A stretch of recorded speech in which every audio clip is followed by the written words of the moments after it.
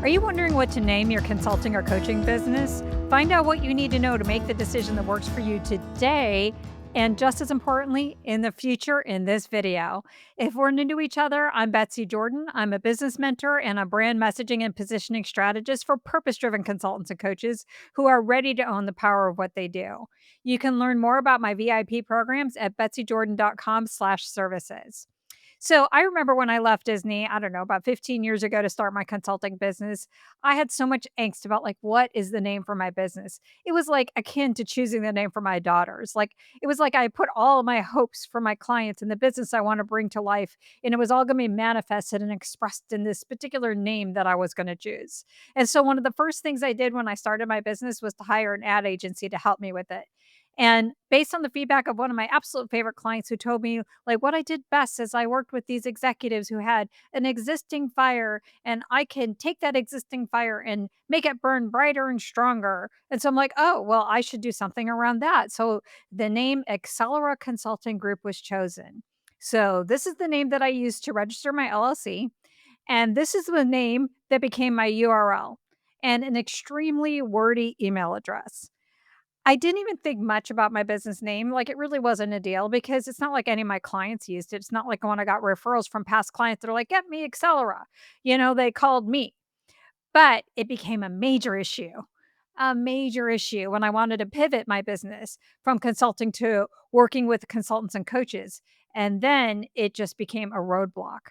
So I went into this in-between stage, where it's like, I'm keeping my consulting business going, so Accelera was all out there, and then I'm like, "Oh, I wanna figure out how I wanna help consultants," so then I created a second fictitious company that called the Consultants Institute with its own website, and now I had a real mess on my hands because none of these brands with their associated email addresses and their URLs that house not just my website, but my volume of content related to the work I wanted to do now, which is all around brand messaging and positioning.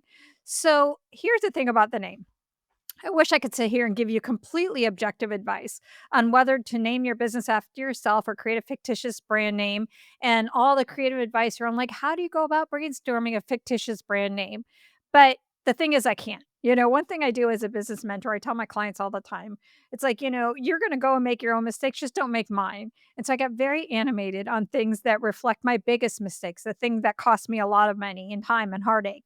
And so I feel very strongly that you should use some iteration of your own name in your business, even if you're planning to grow and build a firm down the line. You can keep it simple and just call your business your first and last name. Or if you want, you could say your first and last name and associates, or your first and last name and group, or your last name and international, whatever version that feels aligned, but still it's centered on you. And here's why. Your name is your number one search term that people will use to find you. They're not gonna be Googling your clever brand name. They're gonna be looking for you. Like, I have one of my clients, not even a cl here, actually, he wasn't a client. I have a colleague, because a client I wouldn't have recommended to do this, so he definitely was not a client, he was a colleague, and he used to have his business on his based on his own name, and then he switched it to some sort of name that represented, like, some sort of big idea he had, and the thing about the big idea he had, he decided to use, like, a unique spelling, of whatever that big idea was. So anytime I go and look to try to find him on his website to see what he's up to, I can't find him. I can't find him to save his life because I don't remember that fictitious name, and his name isn't coming up anymore. And so here's the thing. Your clients are never gonna be looking for your clever brand name. I promise you. They are looking for you. When past clients refer to you, they are not referring people to your fictitious name. Again, when I got clients who were referring new clients to me, they never said, "Gee, you should talk to Accelera Consulting Group." They were saying, "You should talk to Betsy Jordyn." That's the truth. Number 2, if you want to get known as a thought leader or expert, this is how it's done. Look at every expert with a big platform. They don't have these fictitious names. Marshall Goldsmith is Marshall Goldsmith. Brene Brown's Brene Brown. They are their brand, and their name carries the credibility and trust. And here's the biggest for me. Your name is the most flexible container you will ever have as a brand name because it'll shift with you as you evolve because it's reflecting you. So, unless you know for sure whatever this fictitious name is that reflects your business and this is what you wanna do and you know this is what you're gonna wanna do forever if you're, 10 years, 15 years in the future, but the thing is that your niche, your audience, your offers may shift, but if your business is built on your name, you don't have to rebrand every time. I've done this so many times and I'm telling you, it's painful. That is why I made one last name change. My LLC is Betsy Jordyn International. It's my public brand and it's just me. No matter what direction it takes, my name still fits. And the other thing about it too is let's say you have a new DBA that's out there, but your LLC is based on some sort of other fictitious name. When your clients get invoices, they're gonna be like, why am I getting invoices from like Accelera? Like that happened to me for a long time. When I had clients who were signing up to work with me in a mentoring standpoint, they're like, who's Accelera? And if you do have plans for a firm, you could do what my client Bill Carl did. He names his firm the BCJ Group, after his name. And while he doesn't get the benefit of the SEO with using his initials, it's still a flexible container. He can go many directions for what the BCG Group represents. Maybe the BCJ Group now represents like how to do customer and employee engagement, but maybe in the future it's all around an executive coaching firm or something along those lines. Like he could change it on a dime. And the other thing too, just, like FYI, if you don't think that your name is that important, think about all the big firms. They all have the founder's name. McKinsey, Bain, you get where I'm going. The other thing about your name being your business is you are the brand. It's not going to be your perspective. It's not going to be your methodology. It's not going to be your unique point of view. And that's your competitive advantage. So if you work with organizations, this is why people want to work with you is because they get you.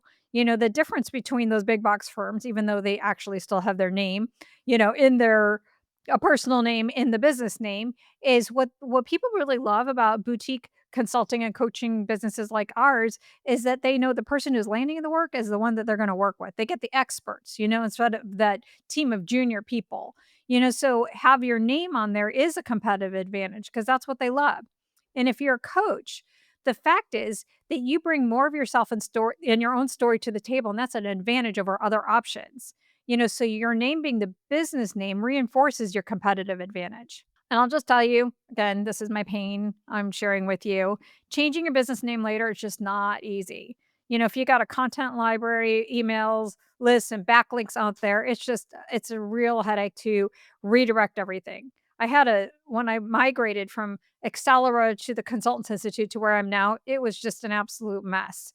And it's still a mess. You could still find things out there where I have broken links from previous iterations ago. So here's my suggestion of what to do. Make your legal business name with some iteration of your name. This way, no matter what you do or sell in the future, when clients get receipts, it will have your name on the invoice. No confusion. They'll always know it's you. If you want website visitors who land on your website to um, tell instantly what you do, there's a workaround. So what you could do is simply have your name and a tagline attached to your logo.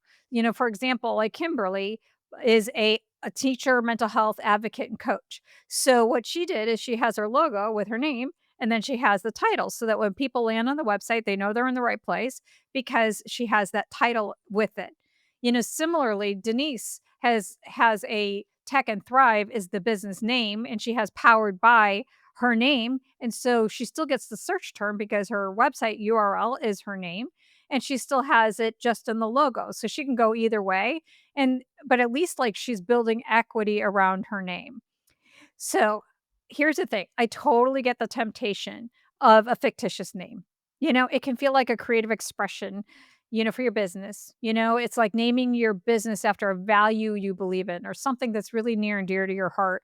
One colleague I know had a business name that was really a tribute to his mother who he lost. And another client that I worked with had a name that was a combination of her children. I get it, and that means a lot, but you don't have to throw out all those ideas, for real. Like, there's other ways that you could use those ideas, like, maybe they become the name of a program, or maybe you name your proprietary framework, or maybe it gets included in a tagline. But your business name, I just think it should be your name. And if, big if, you still wanna go to fictitious route, That's fine. Like, it's always your business. It's what I tell my clients all the time. The end of the day, it's always your business. I just want you to try on what I'm saying and you could discard it. But if you are going to go down the fictitious route, I would suggest that you pick something that you're willing to represent everything that you do now and later and choose something that's really clear and that reflects search terms. So, one of my favorite examples of a really well done fictitious name is Speaking Your Brand. There's so many things about speaking your brand as a fictitious name that is actually really powerful and relevant. In this name, it communicates clearly what the business is about, who it's for. It's an easy way to name that business that way and use that same name for her podcast and for other things. So speaking your brand is clear, it's search term related, makes so much sense. Whereas my fictitious name of Accelera, well, let's just be honest, it meant nothing except for me and my former client who said I was like taking a catalyst who took an existing fire, made it burn brighter and stronger. Like no one knew what it was. And I paid for that confusion. So that is what I want to leave you with. Like make your own mistakes. If you have the money and time to spend on something, like anguishing about naming your business, I would say invest in what will actually really create traction, which is really getting clarity on your brand position, which means getting clear on who your ideal client is, the context for your help, when and why they need you, and the unique value that you bring. Like that's the kind of work that will set the foundation for your business and brand that aligns with the impact and income you're here to make. A fictitious name, unless it's keyword rich and created after the branding work is done, will not improve your brand perception. And if it's based on your methodology or values or something aspirational or clever, it can actually work against you. So redirect your time and money towards what matters the most, the clarity that makes everything else easier. So your name and your messages offers will fall into place when you have clarity on who you want to help and the value you want to create. And if you want to help figuring all of this out with a strategic partner who can guide you through the naming process, your positioning, build the brand, the business foundation you're proud of, let's talk. Head on over to my website at www.betsykjordyn.com/schedule. Um, you could request a discovery meeting and we can figure out what you need and what works best for you. So that's it for this video. If you're watching this on YouTube, make sure you hit subscribe now so you don't miss any more videos. If you're watching it on my blog, be sure to sign up for my inner circle of purpose driven consultants and coaches. Get all my latest videos, freebies, episodes of the Consulting Matters podcast. And if you're watching any part of this on LinkedIn and something clicked, drop a comment below. And if we're not connected, please connect with me. DM me and say hi. And until next time, thanks so much for watching.